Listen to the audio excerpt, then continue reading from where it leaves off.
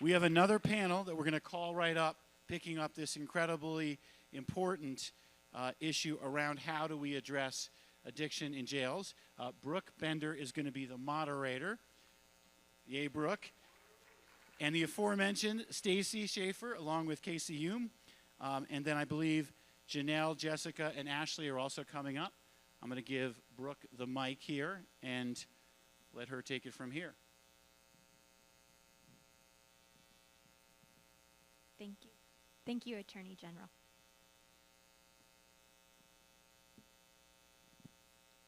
Here she comes.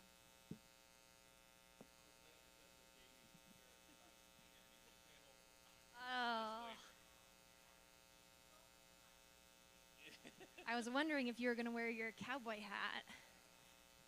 Welcome. Good morning, everyone. Hope you're having a good conference so far. This is going to be an exciting panel. We're excited to talk about this important effort around substance treatment services within the carceral setting. And we have a ton of leaders in that work here, many that were just either provided an award, both were provided an award, Stacy Schaefer and Sheriff Humes. And so we want to celebrate you all and the work that you've been doing. Before we jump into this, I want to explain the importance of medication-assisted treatment in the jails and why we are focusing on this in a plenary session today. In 2023, there were a total of 1,865 drug overdoses. 70% of those were related to opioid use. The age-adjusted rate of overdose deaths in Colorado has nearly doubled in the last 6 years and is now almost double that of a heart attack. Additionally, people with substance use disorder are overrepresented in correctional settings. Research estimates 65% of incarcerated people have an active substance use disorder. An additional 20% were under the influence of drugs or alcohol at the time of their crime. Growing evidence shows that by providing medication-assisted treatment and services in the jails while people are incarcerated and post-release, we see a reducing of overdose, drug use, criminal activity, arrests, probation revocations, and reincarceration. We know that this works. We know that people are at higher risk for overdose upon release from the carceral setting. We know that we can do something about it, and we've got leaders here today that will tell you about what they're doing and to encourage others to try to do some similar stuff around the state. The AG's office has made a significant investment in correctional care medication-assisted treatment services with over $5 million from the state share. What we all have in common here across this table is that we've all received the state share funds to help try to implement more of these services. I'm privileged to sit with folks from rural and urban communities, those from the carceral setting, as well as peer support services, the Department of Corrections, county jails. These folks have dedicated their work to the lives of those that are incarcerated and ensuring that we have services to help them live a healthy life post-release. My program, I'm with the Center for Addiction Medicine at Denver Health. We were awarded an innovation grant to help the state by providing technical assistance across all of the state with help from Colorado Health Alliance, Dr. Leslie Brooks and MJ Jorgensen. And we are traveling around with a consortium to do regional continuity of care meetings. We are working with the Colorado Jail Association. We're really trying to say, hey, those that need to implement these services that haven't yet, you don't need to recreate the wheel. We've got a bunch of experts that have been doing it in different ways that you can use and customize for your own needs. And so that's why I'm here today, lucky to be sitting by all of these experts. And I am going to ask them a few questions about how they've been successful in this work. So I'm going to ask all of you the same first question, and we'll start with Dr. Kruger. Please introduce yourself and describe your unique role and setting for supporting MAP programming. What motivated you to be a champion in this work? Sure. I didn't realize that sitting up here would mean that I would be first. So I am a family medicine and addiction medicine doctor. I work at the Colorado Department of Corrections. I've been there for about 3 years after doing my addiction medicine fellowship. I will say, just in general, I was motivated for family medicine because I liked the focus on the social determinants of health in a way that I felt the other specialties kind of didn't cover. I really believe that access to healthcare is a human right, and I see part of addiction care and treating underserved patients as part of that. Thank you. Sheriff Hume. Good morning, everyone. Dr. Brooks, how are you? So good to see you. Brooks said that we had to keep our comments to 2 minutes or less. I don't know how that's going to work for me, but I will do my best. You've got a minute and a half left. Yeah, thanks. So Casey Hume, I'm the elected sheriff in Moffat County in my 3rd term. Moffat County is in the extreme northwest corner of Colorado. We border Wyoming to the north and Utah to the west. From a size perspective, we're just a little bit smaller than the state of Connecticut. So it's a big space. About 13,000 people, so certainly is rural Colorado. Moffat County owns and operates a 105-bed jail. I've been a part of the organization for over 33 years. I was with the office, obviously in a different role, earlier in my career when we were in the basement of the courthouse when the jail was much smaller. So that's really the exposure or my role. I look at my role as the sheriff, Brooke, quite frankly, is to look to the horizon line and try to do my best to look at what's headed our way. What are we going to be facing, not only in our professional arena, but with treatment and MOUD and all the rest of the things, the MAT in our jails. So that's kind of where I'm at. Thank you. You made the 2-minute mark. Well, good job. Ashley. Cool. I'll probably make up for the time by going fast. My name's Ashley. I use she, her pronouns. I am training director and family support advocate for Yarrow Collective. We're a peer-run organization. So as a person with lived experience with substance misuse and childhood trauma, among many other things, I have been granted the great pleasure to go back into Larimer County Jail, this time not as an inmate, but as someone to support folks. Thanks to Stacy, and that's who I am.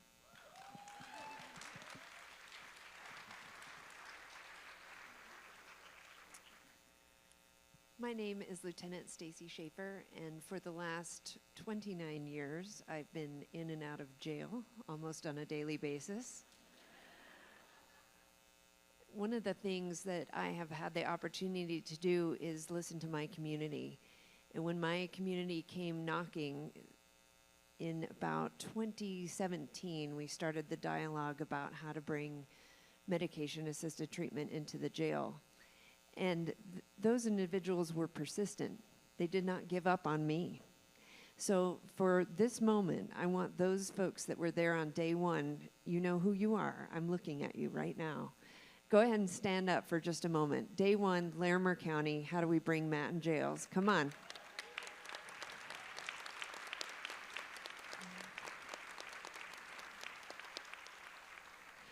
I want to thank those that are here in this room today as well that continue that work, and that includes more. You just saw 4 of them now.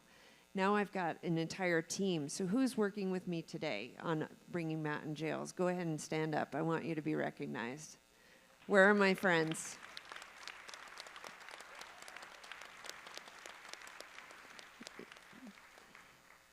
And then those of you that I've met today, who's going to be working with me tomorrow? Who's going to be getting those insights and how we're going to move Matt in jails and move the needle in our entire state? So go ahead and stand up. Just get some exercise. Stand up. You're going to do this thing. Let's do it. So with that kind of inspiration, that's what brings me to why I'm doing this work. It's to bring everybody together, and that's how we get things started. It's one story at a time, one drop in the bigger perspective, just one little seed planted, and that's how I continue this work today. Wonderful, thank you. Our next question is, how do the Colorado Attorney General Office's opioid state share funds allow you to expand your correctional care MAP programming?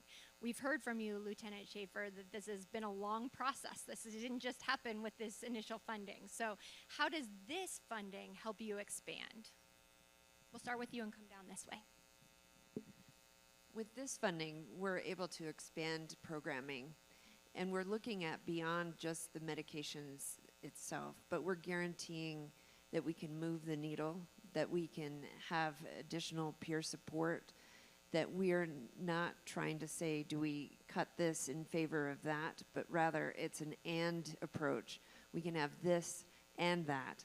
And I believe this funding has been pivotal in making those decisions easier so that we can see truly what we can do and look at all of the criminogenic needs and meet folks where they're at. No matter what they need, we've got something for them, and we don't have to make as many choices about what to cut as we did in the past.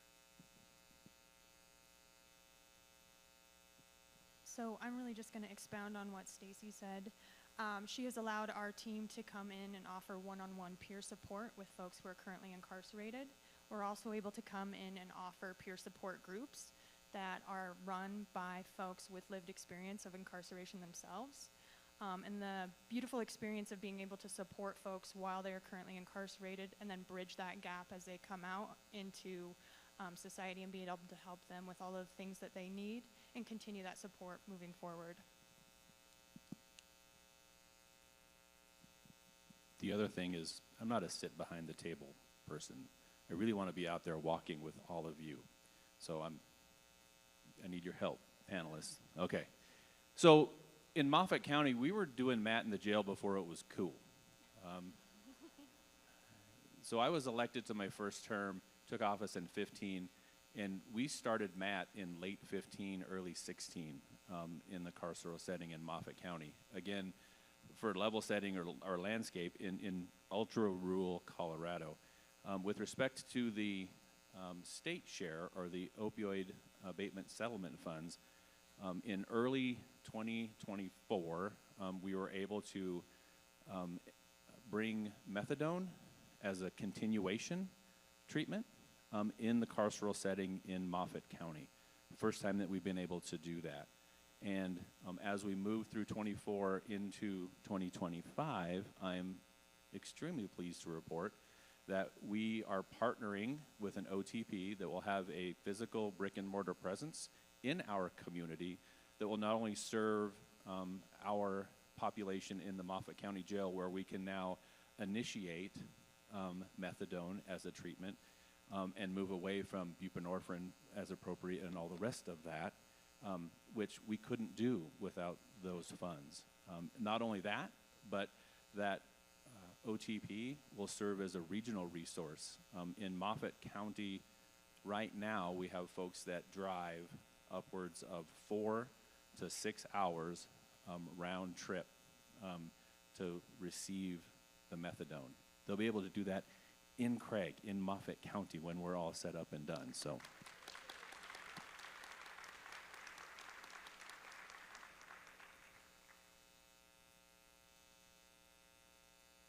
So our funds really kind of helped us expand towards our goal, or at least progress towards our goal of providing MOUD to all incarcerated patients with an opioid use disorder. Right now, we continue methadone and buprenorphine for patients who arrive to the DOC on those medications. We are rolling out, just because it's such a vulnerable, high-risk time, we're rolling out a release program. So we started with 2 weeks of medication, buprenorphine, prior to release, then a month, then 3 months, and now we're at 6 months. So we're hoping that that's part of expanding. It's part of a very intentional and dedicated plan to expand services to everyone who's incarcerated. In addition, we know that buprenorphine isn't the best choice for everyone, right? Some patients really do need and benefit from methadone. The DOC is now an OTP, and we and we are using some of the funds to help expand methadone to other facilities. So the goal would be that eventually we would be have a couple med units at 2 other facilities. This is what our state share funds are doing for our community. Thank you all. Can you please share, Dr. Kruger, a little bit about the outcomes of this work, what you've seen or you expect to see as a result of expanding these services? I will say anecdotally, I've had patients that I meet with prior to release who are crying, tearful, just so grateful for the opportunity, honestly, an opportunity that they deserve, to connect with community partners before release, to start medication prior to release. But as was mentioned earlier, I really do believe that data is something that speaks, right? So the AG allowed us to partner with HICPUF, so we can use Medicaid data. I should have said about 99% of patients who release from the DOC are enrolled in Medicaid before they leave. So we're using Medicaid data to track follow-up with community addiction medicine providers. We do a video visit we allow patients to do a video visit with a community provider about 1 month prior to release, so we can track whether they followed up with that provider, whether they stayed engaged in treatment, whether that's through behavioral health or with medication at 30, 60, and 90 days prior to release, and what medication they stayed on. We also have an interagency agreement with CDPHE, so we will be tracking fatal opioid overdoses with a goal that we can see that our program is helping patients to stay engaged in treatment and helping to reduce opioid overdoses.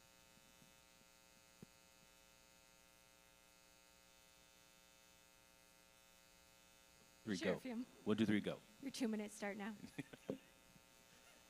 I shouldn't have said anything. So we really truly believe we'll see increased engagement, not only within the carceral setting and greater, more positive outcomes with the folks that we're engaged with in that setting, but across our community and our region.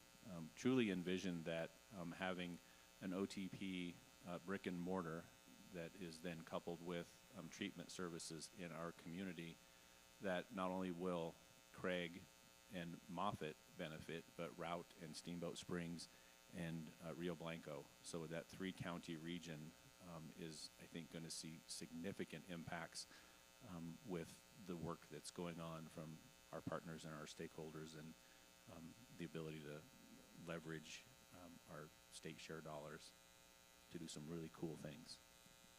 Thank you. Ashley. So I think mostly all I can speak to in this is the folks that I work with for peer support, and with that, seeing how this access to treatment has helped them move from just really a fear-based place to being able to have some hope.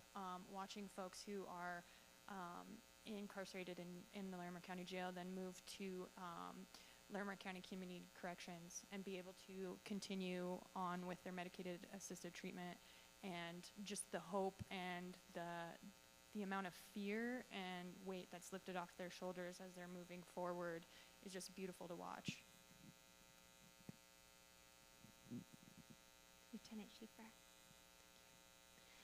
So one of the things that we've observed is that we're actually doing a study on what the outcomes are. So we do have anticipated outcomes of further reduction in overdose deaths, improved public health, and quality of life.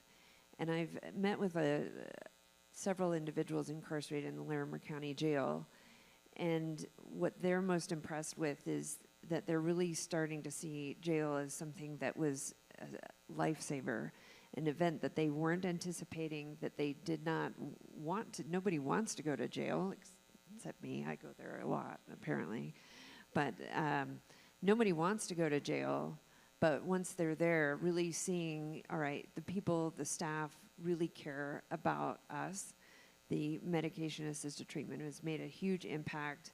And in our partnership with our medical provider, which is Core Health, they have really worked hard to make sure that even those inmates that are finding themselves with diversion, we talk about diversion a lot, which those in the room know what that means, but we're really looking at that in a different way and saying, all right, how do we give you the right medication for the right time? And we're going to move through this. Sure, you're in a bit of trouble with the facility, but your medication is going to continue. We're going to get you in the right program so that you're more likely to continue. And the connection with their families as well. So we've had family visitation start in our jail and making sure that we've got true connection so that when you're out of that carceral setting, that ultimately you have a place to go, a support network, and maybe you'll never come back to the Larimer County Jail. Thank you. We've heard already this morning how important peer support is in all of the work that we do. And I'd like to hear how you all have incorporated peer support specialists into your work and the benefit that that's had on your programs. Lieutenant Schaefer. Okay. So part of being in the jail is deciding who you open the front door to. And those folks with lived experience, it took us a little bit to say, how do we know that you're safe? How do we know that? We don't know. But we had to look at how our policies and what we could do.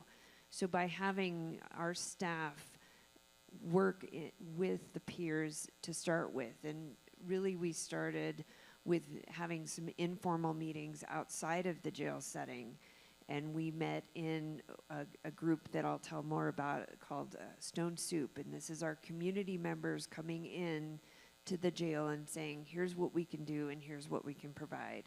So we start with that grouping, and we start to learn, hey, we're all on the same page. We really want folks to understand that they have support.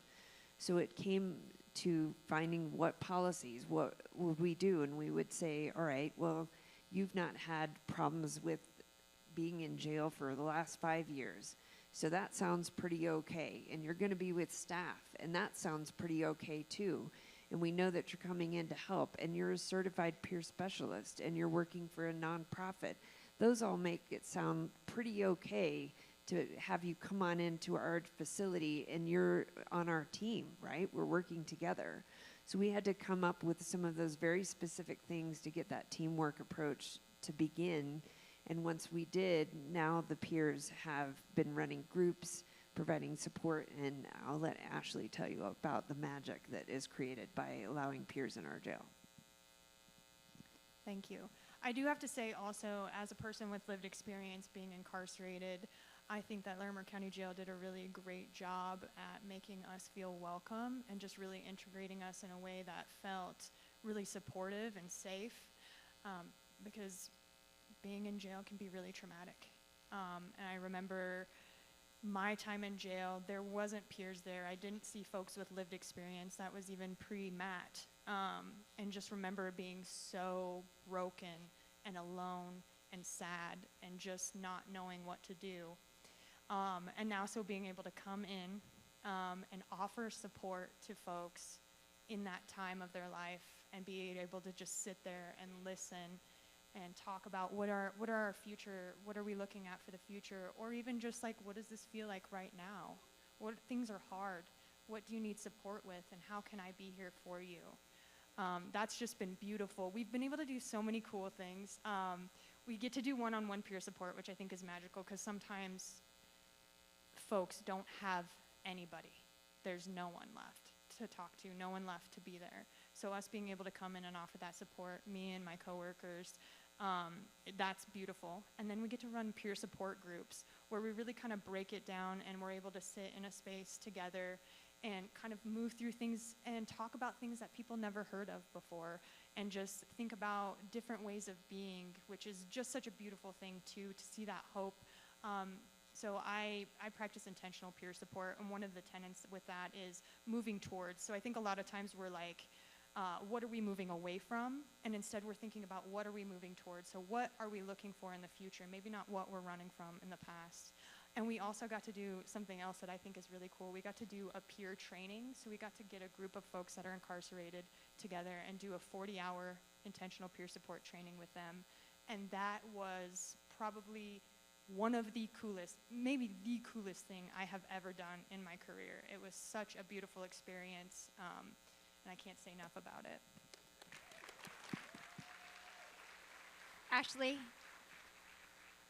I want to ask you a couple follow-up questions. You said that Larimer County Jail was really supportive in inviting you in. Tell us a little bit about what they did to make you feel welcome and what other jails could do to help bring in support. Yeah, I think some of the things that were really, really helpful were we got a lot of support with talking about what are the rules that we need to follow, because I think clear is kind, right? That way we know exactly what we're walking into. I think the thing for me that was most helpful was the tour, because every time I had gone to jail, I had not been in the best headspace. So having that tour, having people be really friendly when I'm asking for directions, going through, welcoming me in when I come into the front desk and type in my stuff and getting to know everyone, I think that's been super helpful. Awesome.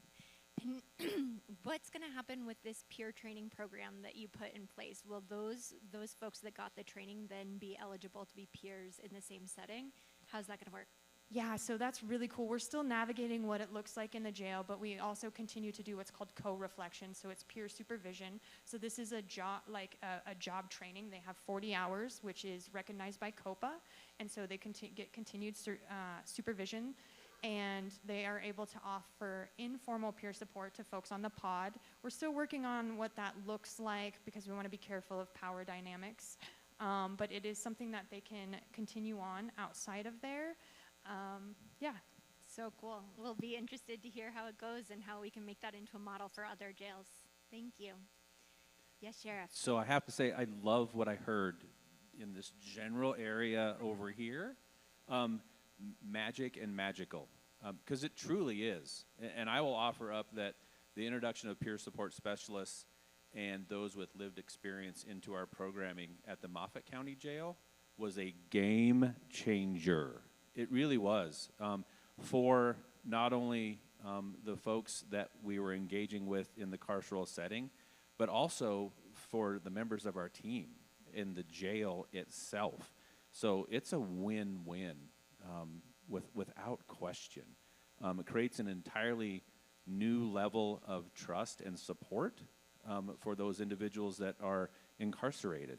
And they know that that individual who they're working with, that they're having this engagement with, that there is hope. There is light at the end of the tunnel. There is a tomorrow that is better than the day that they're having at that moment in time. Huge, huge. I'll say it again, game changer. I'll add a little bit of a wrinkle to what Lieutenant Schaefer talked about. I have no idea the population of Larimer County, but I'm fairly certain it's much larger than Moffat at 13,000, right? So it's a heavy lift. It was a heavy lift for you to a certain degree, right? And navigating that and bringing those with lived experience and peer support specialists into within the walls of the jail. It's even more dynamic for us in that really small fishbowl that we have, because we truly do know almost everyone. And that's a shift, not only from an administrative process, how do we make it function, how do we make sure that everyone not only feels safe but is safe and are doing the right things, but it's the mindset of the folks that we're engaging with, and when I say engaging with, it's my staff, my team in the jail. They're like, well, hey, I remember them. They were fill in the blank, whatever it was. So it's even a little different in a dynamic in a much smaller setting. So, but game changer. Thank you. Dr. Kruger. So the DOC has about 15 to 16,000 incarcerated patients, so we're operating at a little bit different of a level. It's been a difficult challenge to roll out. We are actually going facility by facility so that we can integrate peer recovery services in a very streamlined way, following evidence and improving our programs as we go. We have peer recovery services at 2 facilities, at Centennial and at Fremont.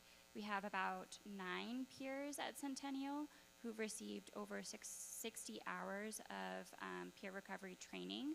And we also do have an endorsement at both Centennial and Fremont by the BHA to provide peer recovery services. We are also working with community partners to offer peer recovery services at a few other facilities, Delta, Arrowhead, La Vista, but the goal that it would be eventually that it would be in-house. And just as others have mentioned, I feel like it's a real way to offer hope and like a very structured way forward for a lot of our patient population. Thank you. Yes, as you can hear, there's a lot of different models for integrating people with lived experience into these services. And that's something that's been coming up a lot as we've been doing these continuity of care meetings across the state with the consortium, that there are a ton of peer support services and community-based organizations that want to get into the jails. And so we're really trying to partner and bring those folks together to say, how can we make that happen? What each jail gets to make its own regulations for who gets to come in. And so how can we model it off of these leaders that have been doing this work successfully? So that's the kind of success that we want to see across the entire state. The last question I have for you all is, what would you like to share in terms of learnings from the work that you've implemented that you haven't shared so far? Dr. Kruger.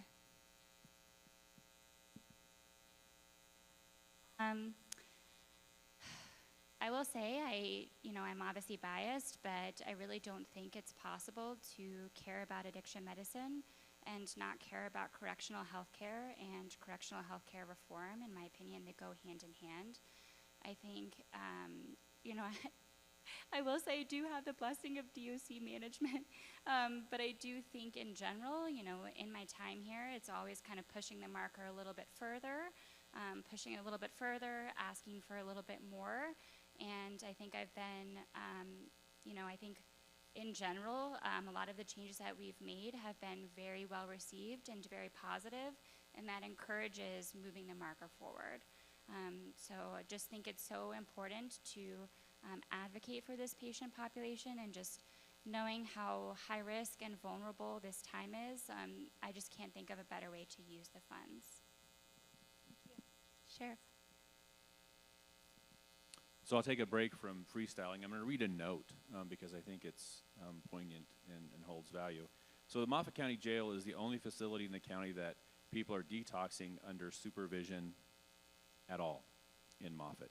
This means that medically assisting people through this process and getting them inducted on MAT and connecting them with therapy may be the only opportunity that our clients that are... I like that you said clients. Well, so much for my note. The only opportunity that they may have to actually change their trajectory, to change their path, and hopefully move forward and regain sobriety, possibly for the very first time ever. And if we're able to do that and be that catalyst, that initial touch point, albeit in the carceral setting, man, we should be doing that. And we should be doing that every single day. Again, back to the small community, the takeaways and the learnings for me, super powerful. You know almost everyone. And so the folks that come through the doors of the Moffat County Jail and leave, hopefully they're leaving in a better space all the way around. And I get to see them. I get, whether it's at the grocery or at the park or at T-ball or fill in the blank, I get to see and we get to have a conversation about, hey, Sheriff, Torrance in your jail, or Sergeant Bird, or fill in the blank, whoever it was, they made a difference. And I'm better today because of that. So super powerful, again, for us in Moffat County. Such a unique situation in that small area. We love hearing about the rural areas and how they're making this work happen. We know that it's completely different than what has to happen in the urban areas, and we're grateful for y'all sharing your stories. Ashley. Cool. I think I have heard some things about planting seeds and stuff like that. So it made me think of like that small mustard seed you plant when you look at somebody and you say, I see you. I see you, and you are worth love. Radical love, not to meet you where you're at, to move you where I think you should be, to just really meet you where you're at and say, I see you. And I think that is like the biggest lesson of my whole life, really.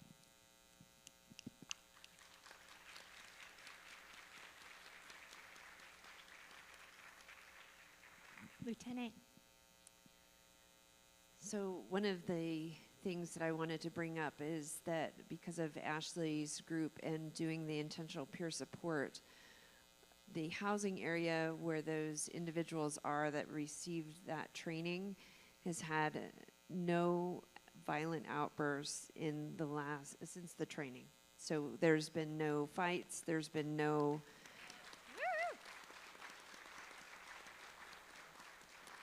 and even though we're still working through what that means, I do believe those that were in that housing area have been a model of inspiration for others on what it's like to be following the rules and what you get when you do that intentional peer support. And then I'd like to comment to Sheriff Hume. I just want to thank you because my rural and frontier counties always look at me and say, yeah, but not here. It doesn't work. Oh, yeah, but it's hard here. And I just want to thank you for doing the hard work, even though it's hard and it might not work exactly the way it does in Larimer. That doesn't matter. You're still doing it, and you're still moving the needle. So I just want to thank you for doing that. Thank you so much. Just because it's hard doesn't mean it's not right, you know?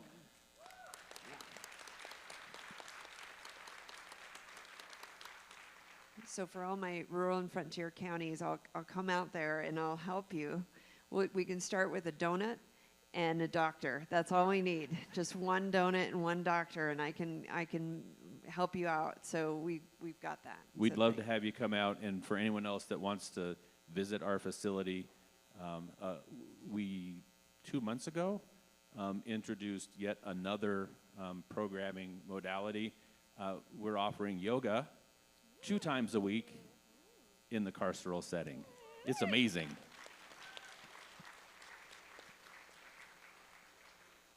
I'll top that with interpretive dance at Larimer County. Okay. Okay. I'm bringing interpretive dance out to Moffett. I know somebody dances out there. It might be cowboy dancing, but we'll figure it out. We got you. We got someone who could come and sing, too. Yes. Yeah. I got you, Sheriff. Awesome. I'm going to pull up our slides. I think, what you can hear from this team is a bunch of experience. And like I said earlier, we are trying to help others that aren't as far along. And we can see that it's a step-by-step process. It's not all going to happen overnight. But these experts and some of the experts on our team that are funded through the AG's office are here to help provide free technical assistance across the state for those that are interested in implementing enhanced services. And this is required as part of the bill now that says that our carceral settings should be providing medication-assisted treatment. And so it's something that's required, and it's something that is doable and is right. And we have folks that can help you figure out how to do it for your county. It doesn't have to be the same way that we're doing it in Denver. And so, yes, go ahead. I was just going to touch, this is 9 years in the making in Moffett County. 9 years. And we're not done, but to your point, it doesn't happen overnight, but it needs to start. Mm-hmm. It sure does. And these folks can help you start it. So if you want to hear more from them, you want them to come out or do a consultation, you want to talk to some of our other experts that are doing this work, please scan what's up on the screen now. I also put a couple of these flyers out at each table. We want to support those that are doing this work, and we're happy to do that across all of the counties. We are offering free training through our CAM Academy. We've combined all of the training resources that relate to carceral setting MAT services so that it's easy for you to find. Those have all been screened by some of our subject matter experts saying that these are reliable, relevant updates, services. We have a resource hub that includes how to identify funding. There's JBBS funds for this. There's AG funds. There's also grants and foundations that will fund this kind of work. And so we're posting all of that stuff in our resource hub. And we also include some kind of policies and protocols, and we can help y'all customize those things. So please share the word across your counties that we're here to support y'all. I want to give just a few shout outs to similar topics that are going to be happening throughout today and tomorrow. Speaking of Medicaid, we have the 1115 waiver that's coming through to help folks get on Medicaid before they are released, and that is going to be discussed at length by HITPUF in the Leveraging Resources track at 2 o'clock today. My colleague Helen Burnside will be presenting on our other efforts from the CAM Academy that the AG has funded, and that is that we've assessed all of the counties and ROAC regions to understand what resources they have to build hub and spoke models, either at the county, regional, city, state level, and those data are on your tables as well for each of the ROAC regions. She'll be presenting more on that data and data-driven decision-making at 4 o'clock today. And then Betsy Kraft and Jose Escobar will have a panel that goes into a deeper dive on peer services in this area tomorrow at 2:30. So we'd love for you all to attend all of those, get involved, and have a fantastic conference. If I can do one last shout out, sheriff's privilege, maybe. Oh, I got a head nod. Yeah. Excellent. I would like to recognize all of you, right? We sat up here and shared our experiences and the things that we have, but all of you that are here today on a Monday, spending time, if you didn't care and you weren't doing the work or wanted to learn more about the work that's going on, you wouldn't be here today. So give yourselves a round of applause. All of you.